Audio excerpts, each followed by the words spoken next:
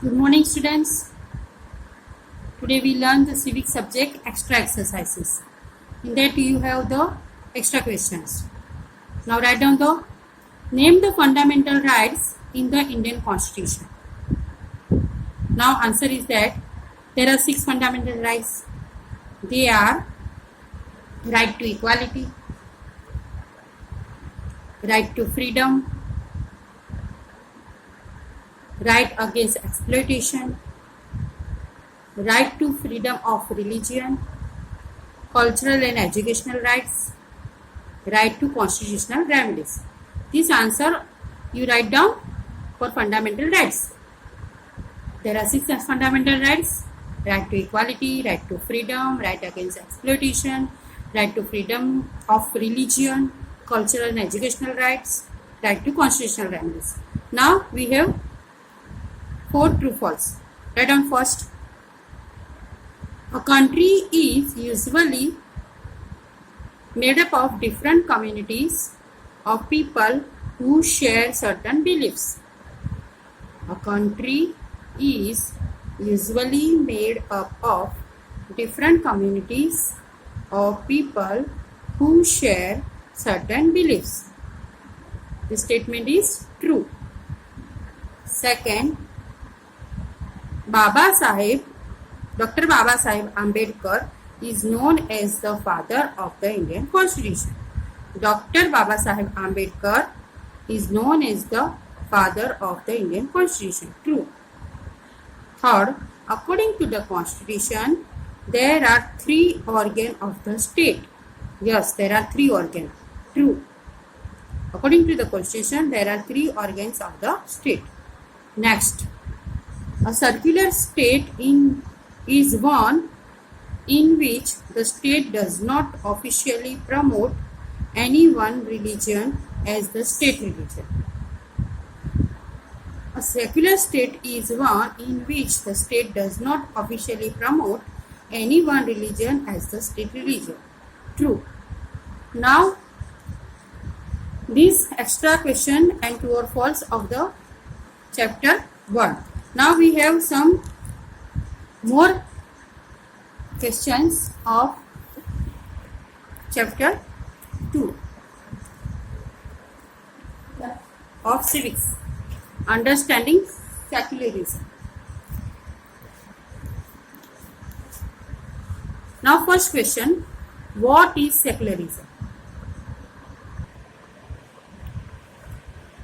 Now again repeat the answer. What is secularism? The Indian Constitution allows individuals the freedoms to live by their religious beliefs and practices as they interpret this. In keeping with the idea of religious freedom for all, India also adopted a strategy of separating the power of religion and the power of the state. Secularism refers to this separation of religion from the state. Now you write down the answer. I again repeat. The India Constitution allows individuals the freedoms to live by their religious beliefs and practices as they interpret this. In keeping with the idea of religious freedom for all, India also adopted strategy of separating the power of religion and the power of the state. Secularism refers to this separation of religion from the state. These exercises are extra exercises of the chapter 2 in civics. Now next question, what is Indian secularism? The Indian Constitution mandates that the Indian state be secular. According to the Constitution, only a secular state can realize its objectives to ensure the following. Now first point, that one religious community does not dominate another. Second, that some members do not dominate other members of the same religious community.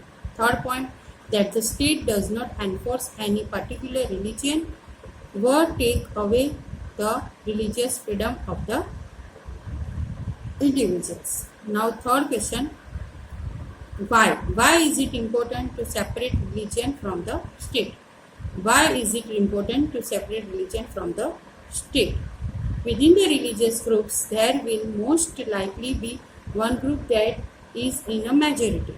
If this majority religious group has access to state power, then it could quite easily use this power and financial resource to discriminate against and persecute persons of the other religions.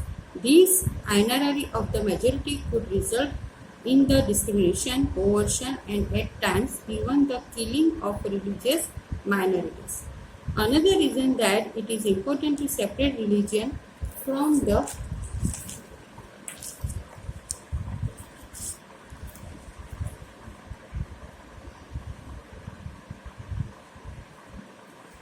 the state in democratic societies is because we also need to protect freedom of individuals to exit from their religion, embrace another religion, or have the freedom to interpret religious teaching differently. Now this answer is complete. You have the extra exercises. In that you have true false. Write down first. Secularism refers to this separation of religion from the state. Yes, true. Secularism refers to the separation of religion from the state. This statement is true. Now second, tyranny of the majority could result in the discrimination, coercion, and at times even the killing of religious minorities. True. Third, the Indian state is ruled by a religion group. The Indian state is ruled by a religion group. False. 4. The intervention of the state can also be in the form of support. True. The intervention of the state can also be in the form of support. True. The Indian state is secular and works in various ways to prevent religious domination. The Indian state is secular and works in various ways to prevent religious domination. True. Now this you have to write down in your civics notebook as an extra exercise. Thank you very much.